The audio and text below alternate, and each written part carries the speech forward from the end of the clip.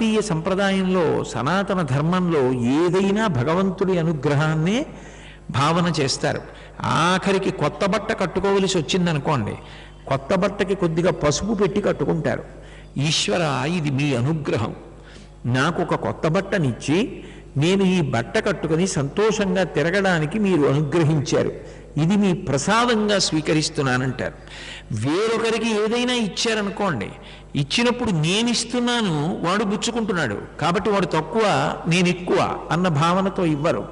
ఇక్కడ నాకు ఏదైనా ఉండొచ్చు కాక అసలు పుచ్చుకునే రూపంలో విష్ణువు రాకపోతే, వచ్చినవాడు విష్ణువు దేని కొరకు వచ్చాడు అంటే పుచ్చుకోవలసిన అవసరమున్నవాడి రూపంలో వచ్చి పుచ్చుకుని, ఇక్కడ నా దగ్గర ఉన్నది నేను ఇవ్వకపోతే నా శరీరం పడిపోయిన తర్వాత ఇక నాతో రాదది, ఇక్కడే ఉండిపోతుంది.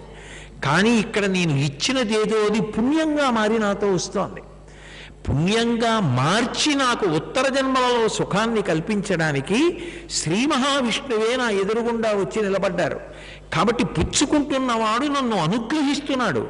ఇచ్చి నేను కాదు గొప్పవాణ్ణి, పుచ్చుకుని ఆయన నాకు పుణ్యాన్ని కట్టపెట్టి ఈ జన్మకి కాదు రాబోయే జన్మలలో జీవుడికి అనుగ్రహాన్ని కటాక్షిస్తున్నాడు. కాబట్టి ఆయనకి నేను నమస్కారం చేస్తాను. అందుకే మీరు చూడండి, సనాతన ధర్మంలో ఇచ్చినవాడు పుచ్చుకున్నవాడి కాళ్ళు కడిగి గౌరవించి నమస్కరించి ఇస్తాడు.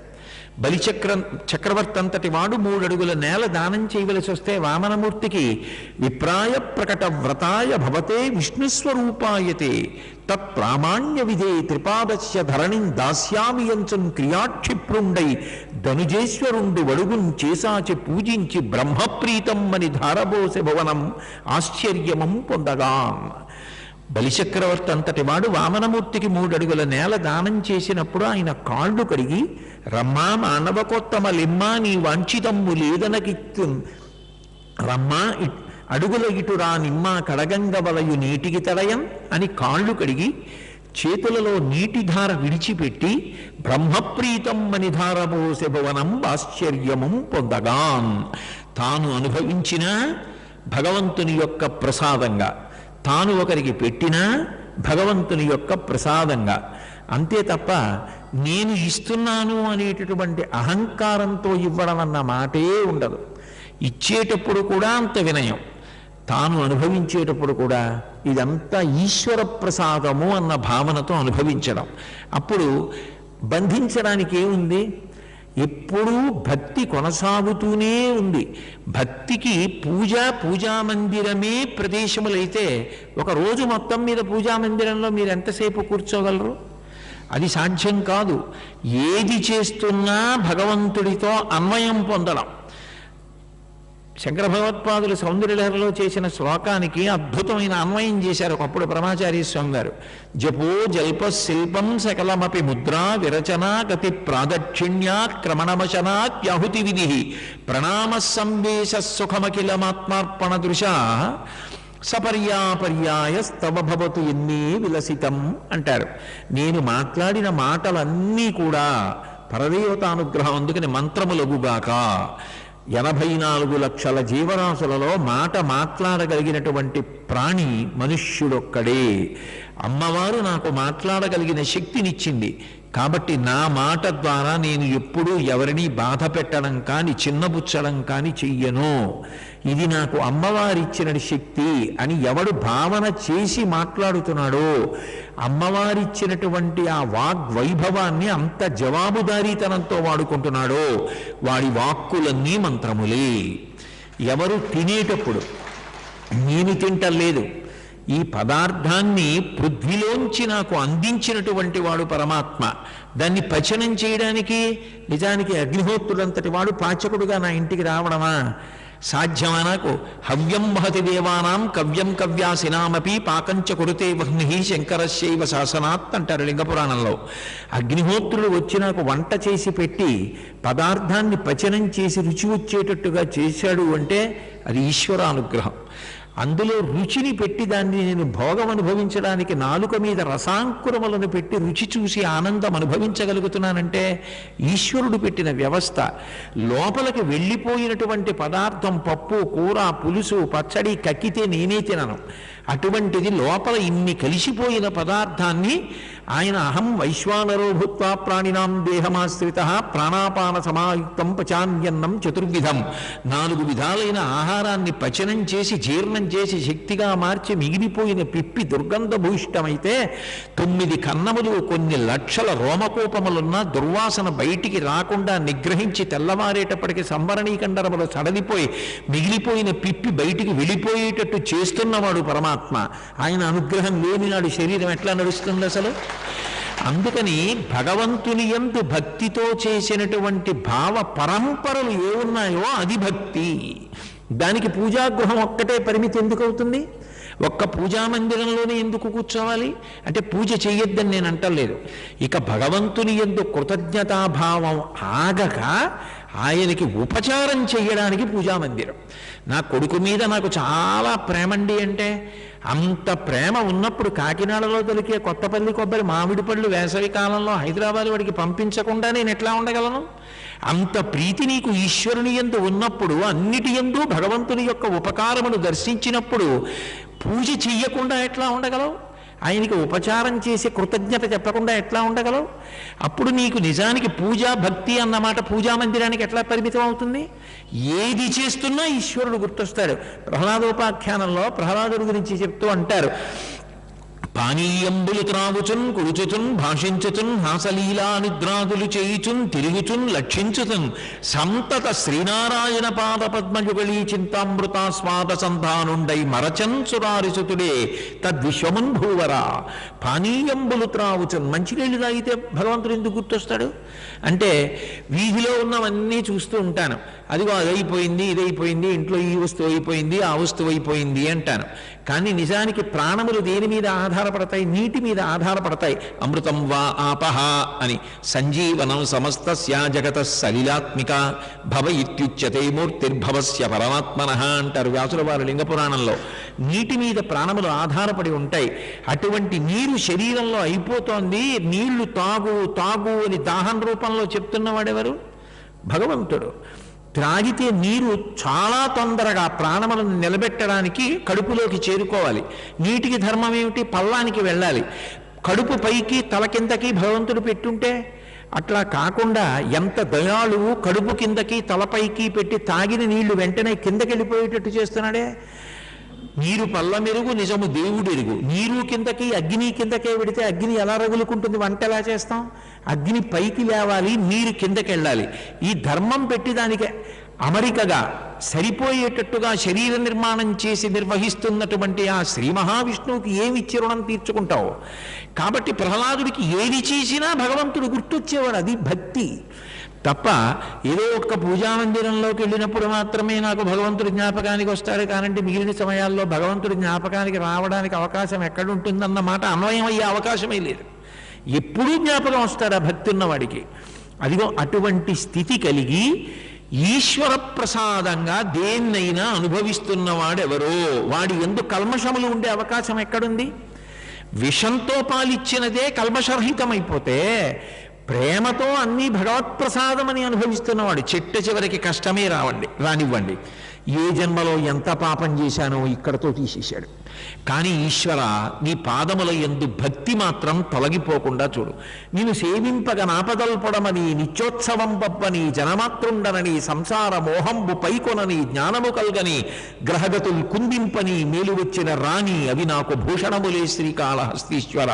లోకులంగని మెచ్చని అలుగని లోలోన నిందించని చీకాకున్మడని మహాత్ముడనని జేలొగ్గని మూకీభావమునం తిట్టని త్రోయని నీ కారుణ్యము కలిగి ఉండినను అంతే చాలునో శంకర. ఒకనాడు పొగుడుతారు, ఒకనాడు తిడతారు, ఒకనాడు పువ్వులేస్తారు, ఒకనాడు రాళ్ళు వేస్తారు. నా గ్రహస్థితి ఒకనాడు బాగుంటే సుఖంగా ఉంటాను, ఓనాడు దుఃఖంగా ఉంటాను, ఓనాడు కష్టం వస్తుంది. ఏది ఎట్లాగైనా పోని నీ పాదముల యందు భక్తి మాత్రం నాకు చెదిరిపోకుండా ఉండాలి. అది అడిగింది కుంతీదేవి కృష్ణుణ్ణి. యాదవులందు పాండు సుతులందు నాకు మోహ విచ్ఛేదము చేయుమయ్య ఘనసింధువు చేరిడి గంగభంగి నీ పాద సరోజ చింతనముపై అనిశము మదీయ బుద్ధి అచ్చాదర వృత్తితో గదియగనట్లు చేయగదయ్య ఈశ్వర. ఈశ్వర, నది బయలుదేరి సముద్రంలో కలిసిపోవడానికి వెళ్ళిపోతున్నప్పుడు మధ్యలో ఎవరో మహాత్ముడు వచ్చి స్నానం చేస్తాడు. ఇంతటి మహాత్ముడు స్నానం చేశాడని సంతోషించి ఆగదు. ఎవడో దుర్మార్గుడు వచ్చి మూత్ర విసర్జన చేస్తాడు, వీడు అవమానించాడని బాధపడి ఆగిపోదు. అలా వెళ్ళిపోతున్నప్పుడు ఒడ్డున పెరిగిన తుమ్మ చెట్టు ముళ్లతో వీపు గోకినా బాధపడదు. పెరిగినటువంటి పారిజాత వృక్షం పారిజాత పువ్వులు నీళ్లలో వేసినా పరవశించిపోదు. చిట్ట చివరికి వెళ్ళి వెళ్ళి వెళ్ళి వెళ్ళి సముద్రంలో కలిసిపోయి తన పేరు, తన ఊరు, తన రుచి, తన రంగు అన్నీ వదిలిపెట్టి సముద్రంలో కలిసిపోవడమే నదికి తన యొక్క లక్ష్యముగా వెళ్ళి ఎట్లా కలిసిపోయిన తర్వాత ఇంకా మళ్ళీ విడదీసి చూపించడానికి వీలు లేని రీతిలో ఉండిపోతోందో అట్లా భక్తితో భగవంతుణ్ణి సేవించి సేవించి అంతటా ఎప్పుడు ఎల్లప్పుడూ ఆయన యొక్క భావనలతో స్మరణలతో బ్రతికిన భక్తి యొక్క చిట్ట చివరి స్థితి ఆయన యందు కలిసిపోవుటయే. అందుకే శంకరాచార్యులు వారు శివానందలహరి చేస్తూ అంకోలం నిజబీజ సంతతి రయస్కాంతో ఫలం సూచికా సాధ్వీ నైజ విభం లతా క్షితిరుహం సింధు సరిద్వల్లభం ప్రాప్నోతీహ యథా తథా పశుపతే పాదారవిందద్వయం చేతో వృత్తి రూపేత్య తిష్టతి సదా సా భక్తిరిత్య ఉచ్యతే అంటారు. చిట్ట చివరికి నది సముద్రమునందు సంగమించినది ఏదుందో అది భక్తి. కాబట్టి భగవంతుడికి నివేదించి అనుభవించడం నేర్చుకో. ఏదైనా ఆయనకి చెప్పడం అలవాటు చేసుకో. తప్పు జరిగినా ఈశ్వర నిజమే, నా వలన తప్పు జరిగింది, నన్ను మన్నించండి, ఇక పైన నేను తప్పు చెయ్యకుండా నన్ను నేను నిగ్రహించుకోగలిగిన శక్తిని నాకు కటాక్షించండి అని కన్నుల నీటితో ఆయన పాదముల దగ్గర కూర్చుని చెప్పిన వాడెవరో వాడు ధన్యుడు. తప్పులు చేసి చెయ్యని వాడిలా ఆయన దగ్గర నటించడం కన్నా సర్వజ్ఞుడైన పరమేశ్వరుడికి తెలియదా? ఎన్ని మాటలు చెప్తావు తప్పు చేశానని? ఏదో ఒకనాడు సిగ్గేస్తుంది, ఇవాళ చేశాను కానీ రేపు ఈశ్వరుడి మ్రోల నిలబడి క్షమాపణ అడిగినప్పుడు ఎంత బాధగా ఉంటుందో అన్న పశ్చాత్తాపం కలిగిందనుకోండి, అది అగ్నిహోత్రం, అది కాల్చేసి శుద్ధి చేసేస్తుంది. అజామీలోపాఖ్యానంలో జరిగిందేమిటి? ఒక్కసారి చచ్చిపోయే ముందు కేవలం కొడుకు మీద భ్రాంతితో నారాయణ అన్నాడు.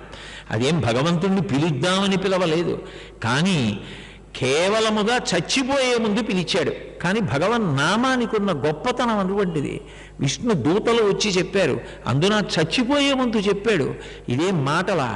ఈతడు కోటి జన్మలకు ఎక్కుడు పుట్టువలందు చెందు యాయాతములైన పాప నివహంబులనన్నిటి పారద్రోలే ప్రఖ్యాతిమతి మహామరణ కాలమునన్ హరి పుణ్యనామ సంభూత సుధామయాద్భుత విభూతికరాక్షర సంగ్రహంబునన్.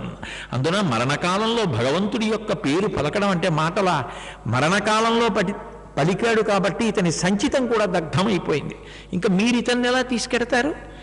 ఆ భగవంతుని యొక్క కృప అంటే తెలిసి కాని తెలియక కాని భగవంతుడి పేరు పలికినా చాలు. బిడ్డ పేరు పెట్టి పిలిచిననైనా, విశ్రామ కేళినైన, మిగుల గేలినైన, పద్య గజ్జ గీత భావార్థములనైన కమలనయను తలుప కలుషహరము.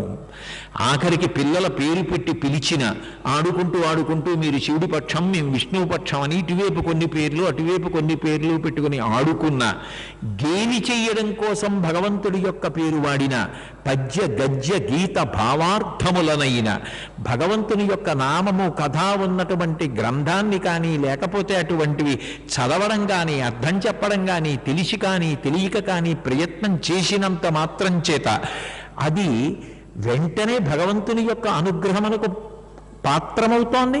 ఇక్కడే పలకాలు భగవన్నామం అనే నియమం కూడా లేదు. పూజకుంది, ధ్యానానికి ఉంది, మంత్రానికి ఉంది, యజ్ఞానికి ఉంది, యాగానికి ఉంది. కానీ భగవన్నామం పలకడానికి ఇప్పుడు పలకచ్చు, ఇప్పుడు పలకకూడదని ఎక్కడుంది? బిడ్డ పేరు పెట్టి పిలిచిననైన, విశ్రామ కేళినైన, ఆఖరికి కూలిన చోట, కొట్టబడి కుందిన చోట, మహాజ్వరాదులను ప్రేలిన చోట, సర్పముఖ పీడలు పొందిన చోట, ఆర్తులై తూలిన చోట, విష్ణు భవధూరిని పేర్కొని రేనియ కాలుని యాతనా వితతి పూనరుకానరు దుఃఖభావముల్. తూలి పడిపోయినప్పుడు, గొప్ప జ్వరం వచ్చినప్పుడు, పాము ఎదురుపడినప్పుడు, ఆర్తి కలిగినప్పుడు, ఎప్పుడైనా సరే ఎంత కష్టంలోనైనా సరే భగవంతుని యొక్క పేరు పెట్టి పిలిచినప్పుడు ఆయన రాకుండా ఉండడు. నామికి నామానికి భేదం లేదు. ఆఖరికి బతికున్నంతకాలం భోగాలు అనుభవించి కష్టం వచ్చినప్పుడు ఆయనని పిలిచినా సరే, కలలోనంతన్ముందెరుంగని మహాకష్టాత్ముడైనట్టి దెబ్బలుడాపత్ సమయంబునన్ నిజపతాబ్జాతంబు ఉల్లంబునం తలపన్ అంతనై వచ్చి ఆర్తిహరుడై తన్నైన ఇచ్చున్ సునిశ్చల భక్తిభావములను భజించు వారికెటడే సంపద్ విశేషోన్నతులంటుంది కుచేలుడి భార్య. బ్రతికున్నంతకాలం భగవంతుడి పేరు చెప్పకపోయినా బాగా కష్టం వచ్చినప్పుడు భగవంతుడి యొక్క పేరు పలికిన వారి కోసమని చెప్పి పరిగెత్తుకొచ్చి తనని సమర్పించుకోవడానికి సిద్ధపడిపోయేటటువంటి పరమేశ్వరుడు బ్రతికుండగా ఏది చేస్తున్నా, ఏది పొందుతున్నా, ఏది ఇస్తున్నా భగవంతుణ్ణి స్మరించినటువంటి వాణ్ణి ఈశ్వరుడు రక్షించడా? ఎప్పుడూ రక్షించి తీరుతాడు. ఆఖరికి ఏదీ రాకపోయినా ఇంకా కష్టంలో నీ చేసేది లేదని శరణాగతి చేసిన వాళ్ళని రక్షించడం కోసం ఆయన పరిగెత్తుకు రాలేదా? ఏకాదశి ఘడియలు నడుస్తున్నాయి ఇప్పుడు. మహానుభావుడు ఒకానొకప్పుడు గజేంద్రుడు ఏమీ చేయకపోయినా ఆఖరణ మొసలి పట్టుకున్న తర్వాత ఇంకా ఏ ఓపిక లేనప్పుడు కలుగడే నా పాలి కలిమి సందేహింప కలిమిలేములు లేక కలుగువాడు నా కడ్డబడరాడిన లీల సాధువులచే బడిడి సాధువుల కడ్డు బడిడివాడు లీలతో నామరాలింపడే మరొకల మొరలిరింగుచు తన్ను మరలువాడు ఆది మధ్యాంతములు లేక ఎరలువాడు భక్తజనముల దీనుల పాలివాడు వినడే చూడడే తలపడే వెగరాడే లావొక్కింతయు లేదు ధైర్యము విలోలంబయ్యే ప్రాణంబులా ఠావుల్ దప్పెను మూర్ఛ వచ్చే తనుముండశ్యన్ శ్రమంబయ్యడి నీవే తప్ప ఇతప్పరం బెరుగ మన్నింపంతగుం దీనిని రావే ఈశ్వర కావవే వరద సంరక్షింపు భద్రాత్మక అని అడిగాడు. మహానుభావుడు పోతన గారు నిజంగా తెలుగు జాతి గర్వపడదగిన కవి. వ్యాస భగవానుడు సంస్కృత భాగవతంలో పరమాద్భుతమైనటువంటి శ్లోకరచన చేశారు. ఒక పేరు వాడలేదు, ఒక గుణం వాడలేదు, ఒక రూపం వాడలేదు, ఇలా ఉంటాడని చెప్పలేదు. ఎవరిని పిలిచాడో తెలియక 33 కోట్ల మంది దేవతలు తత్తరపడితే స్థితికారుడు రక్షణ శక్తి విష్ణువు కాబట్టి ఆయన బయలుదేరి రావలసి వచ్చింది.